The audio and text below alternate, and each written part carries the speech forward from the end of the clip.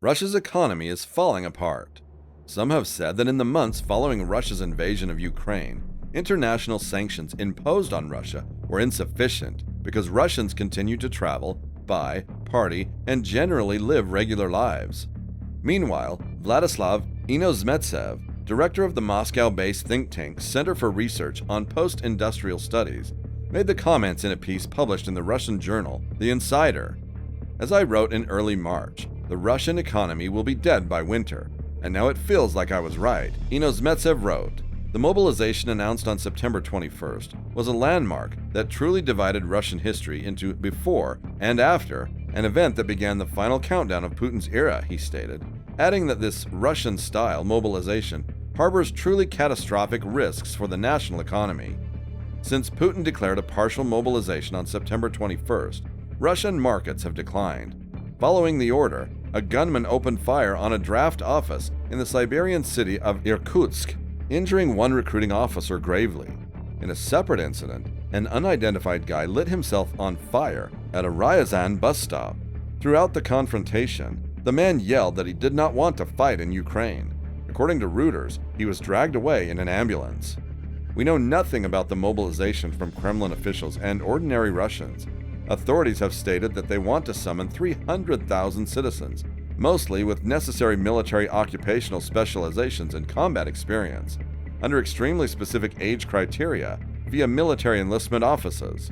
Individual districts in central Russia, according to everyday Russians, have been told to create up to 800 recruits each, while other areas plan to mobilize up to 20,000 men, confirming leaked data on the mobilization objective set at 1 million or perhaps 1.2 million individuals.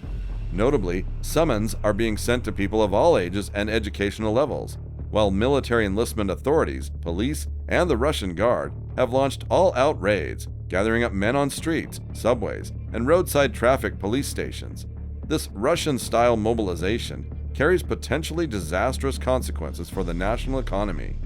Technically, if we consider that the great majority of Russians prefer the idea of being killed or injured in Ukraine while defending Putin's bureaucracy's interests, the situation does not resemble an emergency. It is simple to choose 300,000 or even 1 million volunteers from a pool of 10 million citizens without the economy noticing. According to official estimates, Russia has 3.1 million unemployed people, 700,000 private sector security guards, at least 100,000 personal drivers, 80,000 representatives of different levels, and many more people whose economic contributions are as dubious. The headcount of significant Russian companies outnumbers that of their Western equivalents. The Russian Railways, which has been exempted from mobilization, employs 774,000 people, which is the same as all European railways combined, but with barely 1/7 the income. However, this would only work if Russian civilians were eager to go to war, and the Russian state realized its constraints and committed to at least a minimal degree of legitimacy. Since neither requirement is met in today's Russia, calculating the economic impact of losing 1 million employees is pointless. The issue is elsewhere. It has become clear that while the government wishes to exploit its people like livestock, there are some constraints, most notably the expectation of pushback. This explains why isolated regions, rural areas, and small towns are seeing disproportionately active mobilization. We've witnessed incidents in Russia's Far East, Buryatia, and Yakutia, when over half the male population is picked up and sent to recruiting centers.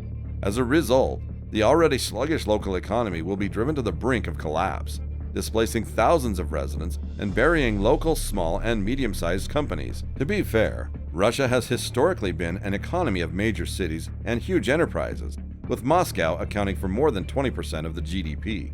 But there is another factor at work. Unlike submissive villagers, sophisticated city dwellers are hesitant to fertilize Ukrainian land with their bodies. Tens of thousands are fleeing their own nation. People avoid remaining at their registered address. The number of males in regional metropolitan centers' public places has plummeted, as has interregional travel. We're not quite back to COVID lockdown numbers yet, but we're getting close. In the coming days, military enlistment officials should begin hunting for potential recruits at work rather than at home, which will ultimately blow the economy. Several million individuals will choose to resign rather than serve in the military. Meanwhile, large cities have more efficient economic entities, which implies that losing even a handful of people might cause a firm to suffer disproportionately.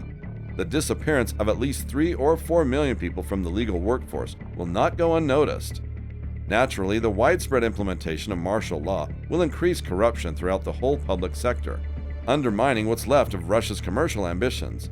Furthermore, mobilization is expensive, since it represents the government's commitment to prolong the war indefinitely, which costs a lot of money.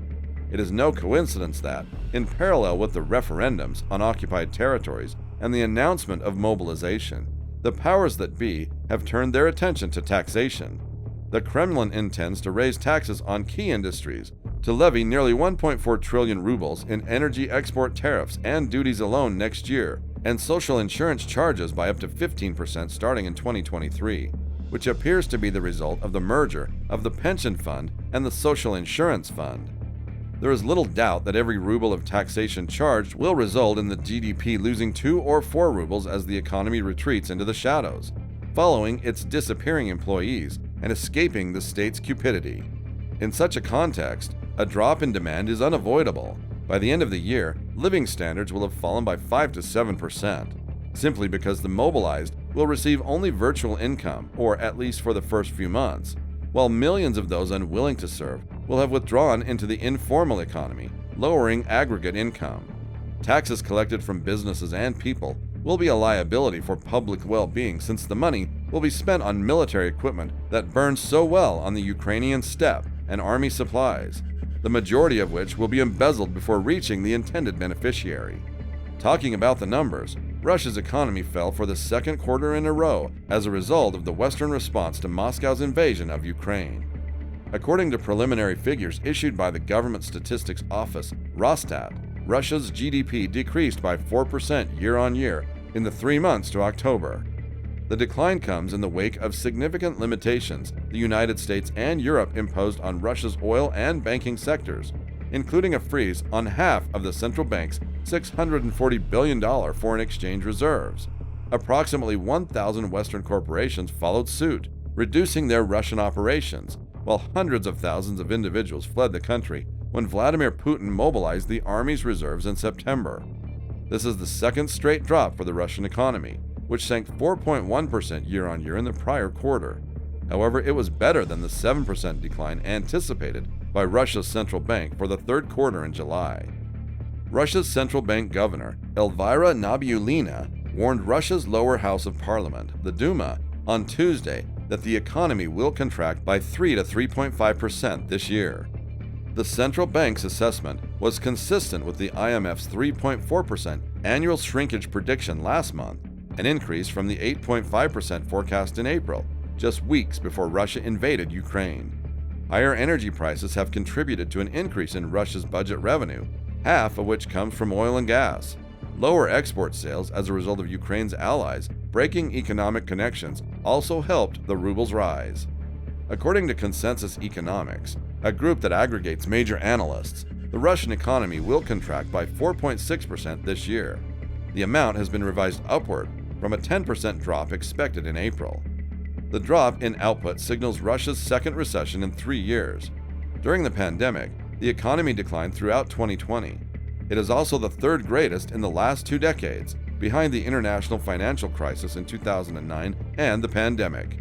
The contraction is half as bad as it was at the peak of the pandemic, said Renaissance capital economist Sofia Donets.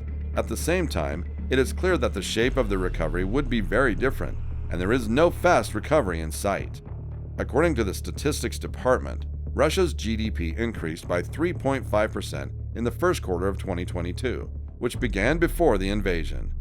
Higher interest rates have also had a negative impact on Russia's economy. A significant drop in the ruble in the early weeks of Ukraine's invasion compelled the central bank to hike borrowing prices to 20%. However, the ruble's gains since then, along with indicators that inflationary pressures are easing, allowed the central bank to cut rates to 7.5%.